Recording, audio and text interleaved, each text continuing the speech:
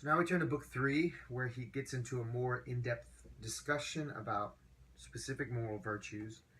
But the first part of this, the first 5 sections, are about responsibility, choice, voluntary and involuntary actions, which I think is interesting if we put it in the context of some of the recent studies in moral psychology and the way that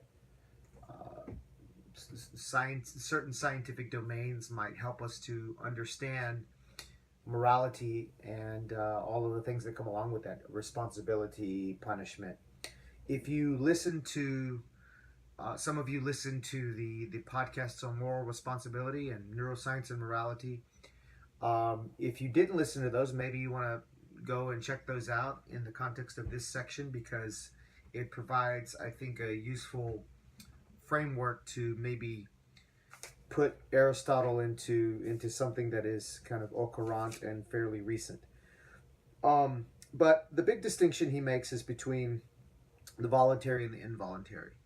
And the simple idea, which may be obvious but worth articulating to a certain extent, is when we are, as individuals and societies, willing to be more lenient in attributing responsibility, and by that in maybe thinking about punishment, both at a social level and an individual level. And the idea is really simple. I've said it before, I often think about these things in terms of subway morality and just basic manners of the city and the public sphere.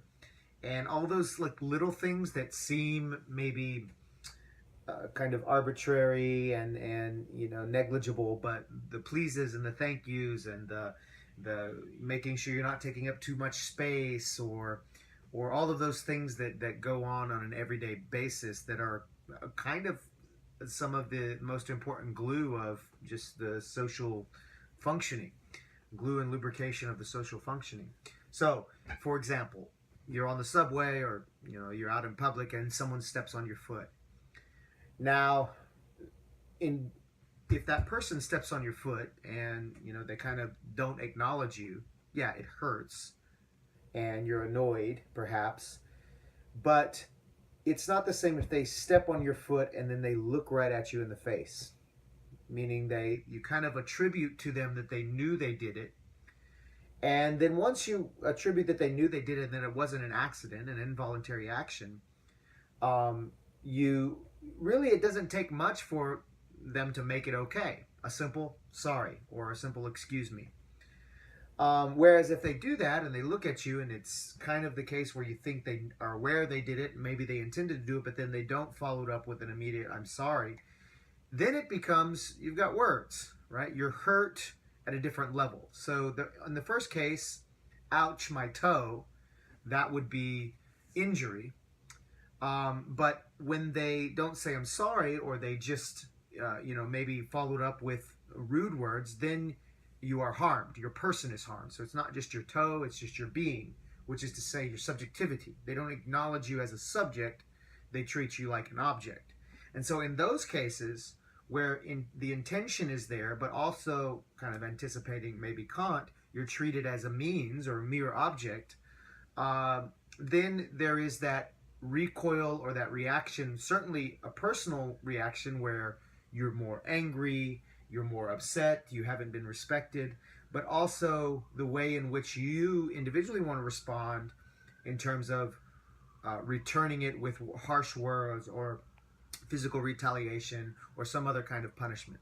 So this is the idea. When we think that, and this is a big part of moral psychology, is empathy, the literal getting into the head of another person. And for the most part, we're actually really good at it. We've evolved.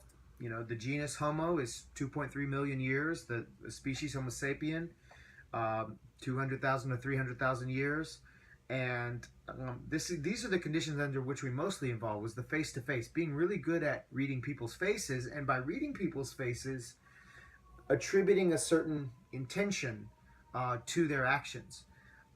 So this is also a deep connection between emotions and thoughts and things like this that for a lot of reasons in various forms of dualism, both religious dualism but mind-body dualism, we've over time kind of disconnected, and now recently we're kind of understanding the importance of this. But all of that is to say, we are pretty good at putting ourselves in someone else's mind. Yes, it's kind of impossible to know what someone else is thinking, and that's maybe one of the limitations of maybe a form of Kantian ethics, meaning like, how can we ever know what someone intended? How can we ever know they're sorry? How can we ever know all it? So yeah, that's a limitation. But this is the idea. He says that during involuntary actions, let's just go to the text, we are more willing to give people a pass. If they're coerced, if they're in a state of ignorance. So this is why we're more willing to give children a pass, because they're still learning these things, or people who have certain cognitive damages or disabilities, and even people who are in extreme emotional states, be it grief or sadness or even anger sometimes, and maybe even drunkenness to a certain extent. We'll talk briefly about that. It's going to be interesting. I won't go into it, but there could be an interesting conversation to be had in some of these sections about addiction, especially in the context of punishment and criminal justice, our responses to alcoholism and drug addiction, and what is the appropriate way to attribute responsibility in those cases. So that is an interesting conversation you could have.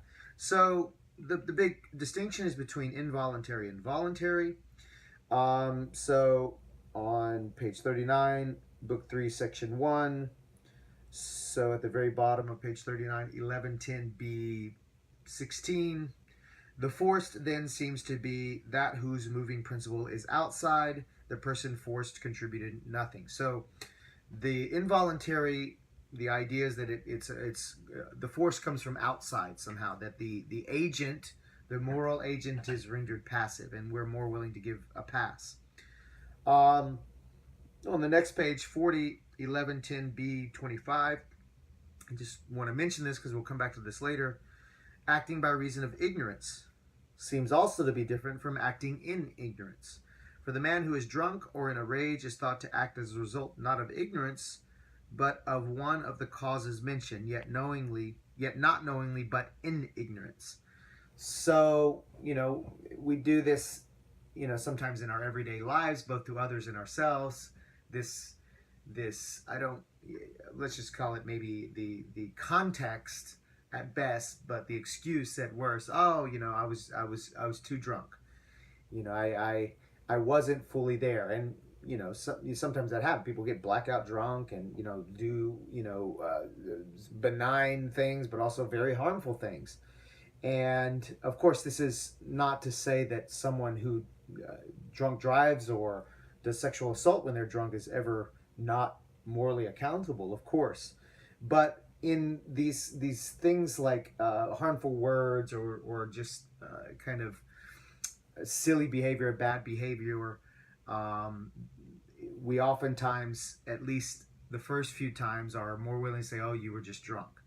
Of course, there are situations where that's never an excuse, but he wants to acknowledge that might be under the class of things that is involuntary to a certain extent. So now he gets into a discussion of the voluntary, which is important in the context of virtue, because whatever a virtue is, it has to be done with a certain, let's just kind of say, state of mind or a state of agency in relation to the action. So there's the voluntary, and it's maybe a little more nuanced in the text, but just for purposes of what we're doing in this introductory lecture, he wants to talk about specifically what he called, or what is translated as, choice. Now, that might be an inadequate translation, because he means something more like what I'll maybe refer to as autonomy. And so not just the kind of willy-nilly choices, like consumer choices we make between this deodorant and that deodorant, or this fashion and that fashion, but one that is situated in the act of deliberation and directed towards some greater end. And so whatever a virtue is, it has to also have that internal quality of the agent's orientation to the actual choosing of that action. So again, as we said before, it's not enough for Aristotle for us to put on a blindfold and just throw darts at the dartboard and hit the right spot, like the external end of virtue, the appearance of virtue. There has to be this additional thing that goes along with that, and that is a choice.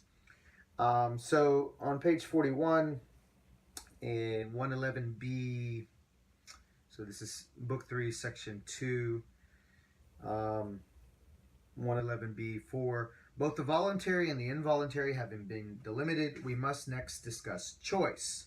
Further down, choice then seems to be voluntary, but not the same thing as the voluntary. Let's just gloss over that for now. So choice is a section of the voluntary, not all choice is all voluntary, but not all voluntary actions are choices. You can maybe read a little deeper if you want to look at his distinction there, but let's just focus on choice. The latter extends more widely, voluntary. For both children and the lower animals share in voluntary action. So, they do things like seek out food or reach for the toy, but not in choice. An act's done on the spur of the moment we describe as voluntary. So you maybe respond to something and you've trained yourself to act a certain way. Maybe that's what he means by a certain voluntary, but not as chosen. The chosen, he talks about on the next page, page 42 at 111b15. Appetite is contrary to choice. So all of these instincts and appetites. But then he introduces this idea of a wish. So on 111b27, the wish relates to the end and choice to the means. For instance, we have a wish to be healthy, but we choose the acts which will make us healthy, and we wish to be happy and say we do. But we cannot well say we choose to be so, for in general, choice seems to relate to the things that are in our power. So the idea is this: a choice is situated in a larger context of the activities directed at achieving some goal. So let's take something maybe simple. You have a wish to become excellent at something, an excellent chess player, an excellent dancer, an excellent musician, whatever that it is. So that's your wish at the end. And maybe in that you deliberated, why you wanted to do these things. Now, then the choices you make inside of that are the decisions you make inside of that, the actions that you make inside of that are full-blown choices. So then I choose to wake up early, practice for 3 hours a day. I choose to, do these scales, do these exercises, whatever that it is. So that's where a choice is situated, not just the things that are based on appetite or kind of everyday willy-nilly things that we make, especially, and this is well before consumer capitalism, but that's the way I think of it. It's not the choice you make at Duane Reade between 100 different options of deodorant, or at the grocery store for 100 different options of cereal or whatever that it is. It's the type of actions that you make situated in that larger context. And so this is the idea. So that's the choice then, is what engages our reason, that rational part of our soul. And that's how we start to connect, if you remember, the vegetative soul, the appetitive soul, and the human soul. That's how we start to connect reason and virtue, because choosing virtue is that thing that activates that rational part. So rationality is not just knowledge, quantitative knowledge. Again, memorizing all of the presidents forward and back, or getting a good SAT score. It's engaging that part of your soul. For him is a part of your psyche, your mind, if you want to kind of use a modern translation of it. It seems so on page 43, book 3, section 3, at the top at 112a14. What then, or what kind of thing is it, since it is none of the things we've mentioned? It seems to be voluntary, but not all that is voluntary to be an object of choice. Is it then what has been decided by earlier deliberation? At any rate, choice involves reason and thought. So he connects this to the virtues, because those are the types of things, and maybe the best example of the types of things that engage the rational part of our soul. Now, the last thing I want to highlight in this first section of Book 3 is on page 47. We're still at Book 3, Section 5. We are at 114a. All of that section is this paragraph here where he seems to be talking about addiction and drunkenness and things like that. I don't think he uses the word exactly, but you can kind of read between the lines. But the idea is this. He says, but perhaps a man is the kind of man not to take care. Still, they are themselves by their slack lives responsible for becoming men of that kind, and men are themselves responsible for being unjust or self-indulgent. He says further down, but if without being ignorant a man does the things which will make him unjust, he will be unjust voluntarily. So if you continue to do those things, maybe at the end you're in a state of, I think he calls it senselessness, which might be in the category of the involuntary or the ignorant, or having some external force that is pushing you to do the things that you do. But his idea is that at some point earlier, you did have the choice to put down that bottle of beer, to not snort that line of cocaine, to, not indulge in your anger or whatever that it is. So if, that's part of also the way we think about attributing responsibility, is we have to think about it in terms of the development over time. Now, granted, this, especially in the context of addiction, and especially if we think about addiction in the larger context of, poverty, of access to nutrition, of education, of all of these social, historical, economic, systemic things, this conversation becomes much, much more complicated. And as you know, I do a lot of work and think a lot about crime and punishment and the criminal justice system in this country. And so I think some of this is important to think about the way that we criminalize addiction, and maybe some of the responses in situations where there is mental health or addiction or all of those things that surround that involved in the crime, and how we might take those into consideration as we dole out certain punishments or attribute certain responsibilities. But he says here, just to finish this up, 114a 15, in that case, it was then open to him at the first instant not to be ill, but not now, when he has thrown away his chance. Just as when you have let a stone go, it is too late to recover it.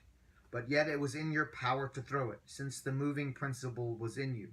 So too, to the unjust and to the self-indulgent man, it was open at the beginning not to become men of this kind. And so they are unjust and self-indulgent voluntarily. But now that they have become so, it is not possible for them not to be so. So he seems to be saying it is possible for it to be too late. Right? Like a stone being left go. Once that you throw the stone, you can't call the stone back. But you still have the choice to throw the stone. Now, okay, that might be one of the reasons why we don't have much sympathy for, let's drunken drive-in or the behavior when one is in an altered state.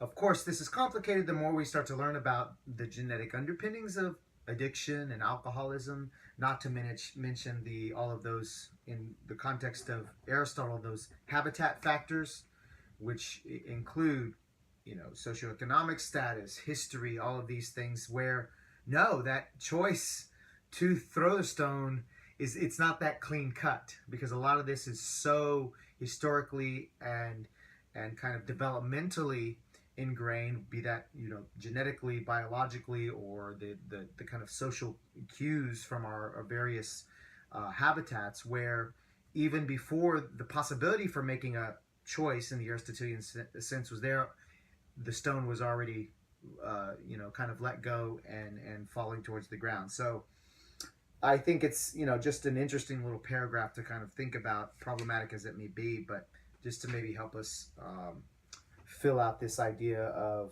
choice and responsibility and virtue.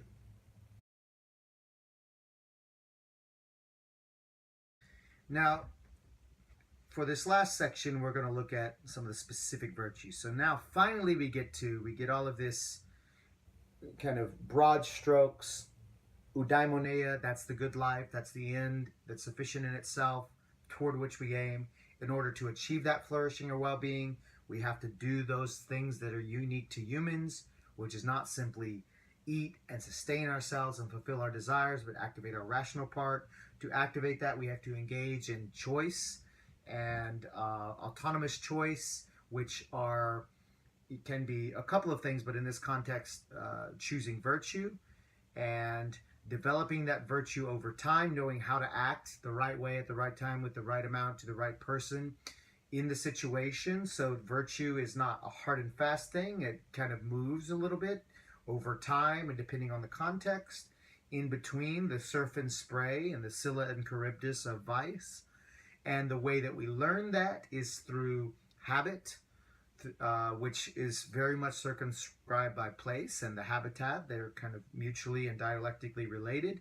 And then once we do that, we can cultivate a character that then maybe makes it a little easier like exercise to make the right choice in the right way at the right time. But it's something we must continue to do. It's not enough to know the rule or know what's right. We have to continue to do it. So now, that's kind of broad strokes, but that's more or less the formula for eudaimonia, for well-being and flourishing. Now he's going to make a list of specific virtues he thinks are important for us to achieve that good life. When we get back, we're going to look at MacIntyre's critique of this, which is MacIntyre is a virtue ethicist, and so he wants to fill out, and he thinks Aristotle is onto something with this idea of what constitutes morality and virtue, but he thinks that there's some limitations and problems to it. And one of those being that what we consider a virtuous person does seem to change over time and maybe in different cultures and contexts. And that starts to raise those flags and the sirens go off. Well, then aren't we just left with a form of cultural relativism? And yes, that's right. But let's hold off on that until we get back and discuss MacIntyre. So at the end of book 3 at section 6, he starts enumerating the list. So I will just look at it here, and the first few are easy to see, but some of them are cut up in different ways. But I'll hand this out to you when we get back. But there are 12: courage, temperance, liberality, magnificence, magnanimity, proper pride, patience or good temper, truthfulness, wittiness, friendliness, modesty, and righteous indignation. At least that's what this list says here. There, as I look at this translation, there might be called different things. And then, of course, book 5, which we're not going to study in depth, but I encourage you to look at it, is justice, which is also part of the virtues. So what we're going to do is just look at a few of these, but what I encourage you to do, if we were in class, what I would do is I would break the class up into 12 groups, and I would assign each of you one of these sections. They're only a few pages long. Some of them are only a few paragraphs long. And I would have you identify the virtue, and then identify the excess and the deficiency, and then give an example of it. So that would be, when you're writing your papers, if you're going to do an analytic summary of this, it might be a good idea to pick out a few of these Aristotelian virtues and give examples of it so that you can kind of understand what he means by this. So the first one he talks about at book 3, section 6 is courage. And he says the deficiency obviously is cowardice, but the excess is rashness. And in this model, it's still, kind of in that domain of Homeric virtues, where the model is a warrior. And so the courage that he's talking about is the courage of a soldier, but we can maybe talk about different kinds of courages. But for Aristotle, it is also the kind of citizen soldier, the participant in public life is more the model for him. So someone maybe like, oh gosh, what is his name? Pericles, the great Greek orator and politician, something like that maybe. So there is, to be brief, cowardice, and we can, I find it kind of fun and interesting and important to think about what we mean. It seems like, oh, you're a coward. We say that word, or we can point to examples of it, but to try to, understand what is it that is the essence of cowardice. And I think that courage and cowardice have something to do with facing, and that the coward is one who's not willing to face. And so, yeah, on the battlefield, something goes off and you run away. So that's the kind of soldier model. But cowardice, certainly in a modern or contemporary context, can be the unwillingness to face responsibility, face a situation, face oneself, face another. So cowardice can be, if we're going to pop it into 2017, ignoring someone, or ignoring a situation, or repressing it, not responding to someone's text when you need to. And of course, even some situations it's better maybe not to, but to pretend that one didn't see it, that one is not involved. Go back to our trolley case. Those of you who said, well, there's a third way. Oops, I'm not even here. So that would be, I think, for me, the structure of courage and cowardice. The looking away from something one is already involved in and one ought at least look at. Now, what one does after they look at it, that's a different thing. But the other extreme is rashness, is just like, whoa, just running into things headlong, and without any kind of choice or deliberation. And the example he gives is of a certain kind of soldier on page 51, 15b, 27. So at the top of page 51, this is book 3, section 7. He says, but he would be a sort of a madman or insensitive to pain if he feared nothing, neither earthquakes nor the waves, as the Celts do not. He's talking about crazy Irishmen, right? While the man who exceeds in confidence about what really is fearful is rash, right? So the rash man wishes to appear, and so he imitates him in situations where he can. So there's something about the rash person that is not engaging that choice, that autonomy, that rational part of their soul. They're just running headlong into things, and that for him is not courage, but the appearance of courage that really is a vice. The next one he talks about is temperance. This is book 3, section 10. And this temperance has to do with desires. And like a classic Greek, it's the idea of moderation in all things. So he does not, he thinks that the deficiency would be something like an ascetic, someone who doesn't engage in any desires or the pleasurable things of life, doesn't drink, doesn't smoke, doesn't have sex, doesn't enjoy those types of pleasures. He thinks that is a vice. Whereas in a lot of moral traditions, that is the virtue, right? The virtue of asceticism. But he also thinks that it is a vice to have that excess, licentiousness or overindulgence. And I just want to point to this because I just like this, the way this is translated on book 3, section 11, 18b, 17, page 57 in the Oxford. For to eat or drink whatever offers itself till one is surfeited is to exceed the natural amount, since natural appetite is the replenishment of one's deficiency.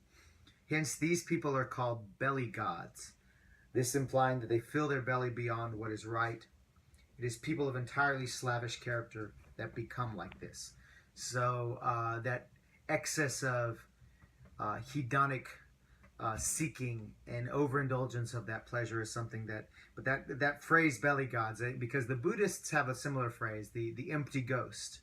The idea is that you take in these things and they just pass right through you, and there's no satisfaction, there's no satiation, and in fact, just that activity itself becomes a detrimental cycle of, and so that doesn't have to be with like food or whatever else. I mean, it could be like other forms of just entertainment, constantly needing to have some kind of stimulation, some sound, some kind of, scrolling through your phone and being unable to just even moderate in that. So I just wanted to mention that in the context of temperance. Now to book 4, I kind of want to speed through this, not because it's not important, but just because you can go through these. But here at the beginning in book 4, section 1, liberality.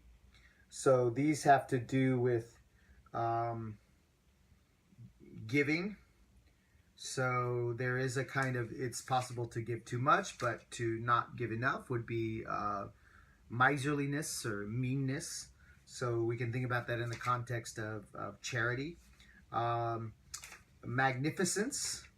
And so this has to do with what Thornton Veblen calls conspicuous consumption. So not only giving and, kind of not giving too much, not giving too little, but the appearance of what one has. So he thinks it is a vice to buy things just for the sake of appearance. So luxury culture. So a $10,000 Hermes handbag or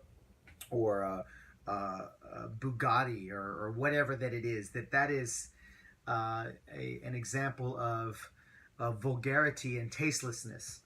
And I mean, if we look at a lot of at least the values that are portrayed in kind of mainstream media culture and pop culture, a lot of times that is the thing to strive for, is the bling, right? The material possessions, and not just a car, but a car, like, I mean, the new iPhone is about to come out. It's like $1,000 for this phone. And then it's not about the phone and the function of the phone, but it's that I've got this phone with the gold plate and this logo. And so then that becomes a signifier of a whole other set of possible things that have to do with class and taste and all of these kinds of things. Even though Aristotle was an aristocrat, for sure, he thinks that that is vulgar and a vice, that kind of excess magnificence. Pride. So this is something, as we will see, that, for the Greeks, not having enough pride was unambitiousness, an undue humility, whereas to have an excess is ambition and vanity. At least, certainly in Christian values, pride is, the first sin, right? So pride before the fall. And so pride, I think in that context, in any situation for the Christian, is never a virtue. But for the Greek and for Aristotle, that you've got to find that median where you don't want to be too humble, but you don't want to be too vain. So we'll talk about that when we get back. Good temper, friendliness. That's another section that, I've mentioned in class, but I think it's a rich section here. He goes into, it's a little bit different in the moral virtue, but that he spends 2 whole books on the friend is an important part of where he starts to think about, well, what would be, he starts to, again, remember, he wants to look at the world and look at examples and start from there and maybe get up to some kind of concept or universality and then think about it back with the world, practicing an action in the world. But he thinks the relationship of friendship is that model of justice, that model of virtue, that model of morality that we need to look at. So you can read those sections on your own. Hopefully you do. The last 2 I want to mention, I just think it's interesting that he includes in here ready wit or humor as a virtue. And there's been a lot of work on philosophy of humor. I dabble in it. I think it's interesting that a lot of us, when we are thinking about the virtues we want in a friend or a romantic partner, that humor is part of that. And it's an interesting thing. Well, why? What does humor have to do with someone's virtuous character. There's a lot of interesting evolutionary psychological studies as to why humor might be selected out as a desirable trait. Sure, it's entertaining, that's one thing, but remember, for Aristotle, it's not just about that kind of physical pleasure. There has to be like a good in itself of humor. But humor is interesting because if we think about funny people, they're quick on their feet, so the ready wit and the ability to think like that may be a certain sign of intelligence. But it also, in some ways, shares a similar structure to philosophical thinking, is that you have a situation, and the funny person can, in some ways, stand outside of that situation and make connections that we all kind of know are there, but show us different ways of seeing that situation. So it's a similar kind of, whether it's a transcendent or transcendental or lateral move, that the comedian or the person that has wit or the person that has humor is able to do. And maybe we use humor as a way to indicate a certain type of intelligence or creativity that is something that is desirable as a virtuous quality. Now, the last thing we'll look at is this last little page of Book 4. So Book 4, Section 9, page 79 in the Oxford edition. This little section he calls a quasi-virtue, shame. I just think it's important to highlight this as an important moral emotion. On the one hand, we might think of shame as being categorically bad, something to avoid. And a lot of that may come from the way in which shame is deployed as a technique or even as a weapon in terms of consumer capitalism, in the sense that the way that it operates often is to make us feel ashamed of ourselves, ashamed of our bodies, ashamed of our appearance, all of these things, because if we're never secure in that, we're always constantly buying new things and trying to do things to make us not feel so ashamed of our bodies and our possessions. So yeah, of course that's a bad thing. And then the other thing is the way that shame has been deployed in religious contexts, especially in the Judeo-Christian Islamic context. Of course, if you go back to the Jeffersonian account of Eden and the creation of the human form as imago Dei, in the image and likeness of God, nude, being kind of at one with nature and not even aware of sexual difference or their bodies as something that was beautiful, just like any other thing in nature. And then, of course, when the transgression occurred, the first thing that happened with Adam and Eve is they became aware of sexual difference, and then they became ashamed of not just their action, but ashamed of their bodies, and so they covered themselves. And so then through a lot of these ascetic traditions, it's already built in to be ashamed of not just our bodies, but just ashamed of our very existence, right? Because we are, just by being born, we're fallen, we're sinful. And, that is maybe a necessary structure, because if we don't believe that, then we have no need for some kind of savior or prophet or way of life that needs to come along to redeem us from that fallenness. So it's kind of brilliant in the sense of, maybe a sinister way, in the sense of the way the structures are. Then, of course, if you don't have that fallenness or that shame, then you're not going to want to seek out this redemption or this way. So those are maybe the bad ways we use it. But we also say that the shameless person, this is more what Aristotle is talking about, the shameless person, the person who has no shame in any situation, is the person who is not aware that they exist in a world of others and is a borderline sociopath. So this is perhaps, again, going back to subway morality. We get annoyed with people who play their music really loud, or people who open up really smelly foods, or people who talk on the phone real loud. Yeah, it's annoying, but it's really just them not acknowledging that there are other people there. And so that kind of shamelessness is a certain solipsism, a certain form of narcissism, and maybe sociopathy. That is, so to have shame is to be aware that there are others in the world, that there are others watching you. Now, that can be a bad thing, that all you care about is others' eyes and other people, how many people are following you, how many people are liking you. But if you're not aware of the eye of the other, EYE, but also letter I, ego, then you aren't aware that you are part of this deeply important social fabric that is constitutive of your very being. So he says, just in that last paragraph, 112 or 1128b25, book 4, section 9, the last page of book 4. To be so constituted as to feel disgraced if one does such an action, and for this reason to think oneself good is absurd, etc., all the way down last line. And if shamelessness is bad, that does not make it good to be ashamed of doing such acts. Continence, too, is not virtue, but a mixed sort. Okay, that's not exactly as crystallized as I want. You can read that section.